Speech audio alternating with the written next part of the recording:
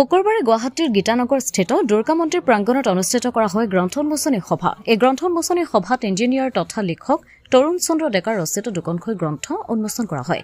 লিখক তৰুণ চন্দ্ৰ ডেকাৰ ৰচিত প্ৰথমখন গ্ৰন্থ এখন বিশাল হৃদয় গ্ৰন্থখনি উন্মোচন কৰে দৈনিক অসমৰ সম্পাদক তথা প্ৰাক্তন উপাচাৰ্য ডক্টৰ হিতেশ ডেকাই আৰু দ্বিতীয়খন গ্ৰন্থ এককী অনুভৱৰ উন্মেষ গ্ৰন্থখন উন্মোচন কৰে জলসিঞ্চন বিভাগৰ অসমৰ অৱসৰপ্ৰাপ্ত সচিব অমূল্য চন্দ্ৰ দাসে। গাম্ভীৰ্যপূৰ্ণ এই গ্ৰন্থ উন্মোচনী সভাত উপস্থিত থাকে কেইবাগৰাকী গণ্যমান্য ব্যক্তিৰ লগতে যথেষ্ট সংখ্যক ৰাইজ। কিন্তু মই সমাজখনৰ লগত জড়িত, মোৰ সমাজখনক এৰি মই থাকিব নোৱাৰোঁ।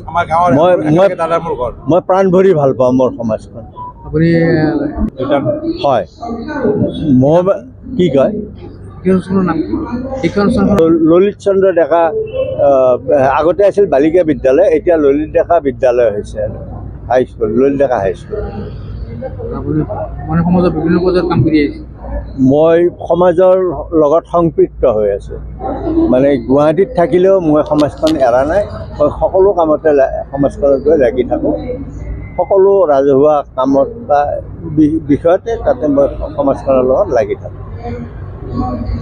উন্মোচন কৰিছে ডক্টৰ হিতেশ ডেকা, আমাৰ বৰ্তমান দৈনিক অসম কাকতৰ মুখ্য সম্পাদক, আৰু আগতে তেখেতে কৃষ্ণকান্ত সন্দিকৈ বিশ্ববিদ্যালয়ৰ উপাচাৰ্য আছিল, তেখেতে উন্মোচন কৰিছে।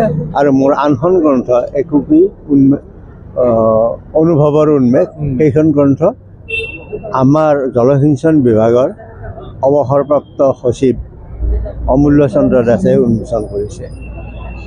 প্ৰথম গ্ৰন্থখনত মোৰ বিষয়ে মোক লগ পোৱা বিভিন্নজনে মোৰ শৈশৱৰ পৰা আৰম্ভ কৰি আজিৰ তাৰিখলৈ, বৰ্তমান মোৰ বয়স 84 বছৰ, এই বয়সলৈ মোৰ বিষয়ে তেওঁলোকে মোক যেনেভাৱে পাইছে, যেনেভাৱে জানিছে, তেওঁলোকে লিখিছে আৰু মোৰ কেইটামান সাক্ষাৎকাৰো লৈছে। সেইখন গ্ৰন্থত সেইবিলাক কথা সন্নিৱিষ্ট কৰা হৈছে।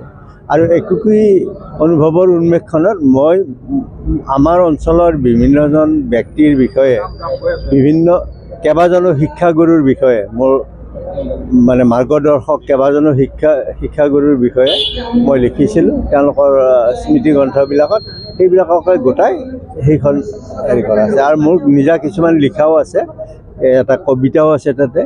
সেই কথাখিনি সেইখন থৈছোঁ যাতে উত্তৰ পুৰুষে পাছত কেতিয়াবা সেইবিলাক পঢ়ি মোৰ শিক্ষাগুৰুসকলৰ কথা, আমাৰ সেই অঞ্চলৰ বিশিষ্ট ব্যক্তিবিলাকৰ কথা জানিব পাৰে। অমৃত প্ৰবাহ অসমীয়া সাপ্তাহিক কাকতৰ ডিজিটেল সংস্কৰণ অমৃত নিউজ, সত্যৰ সন্ধানত অমৃত নিউজ।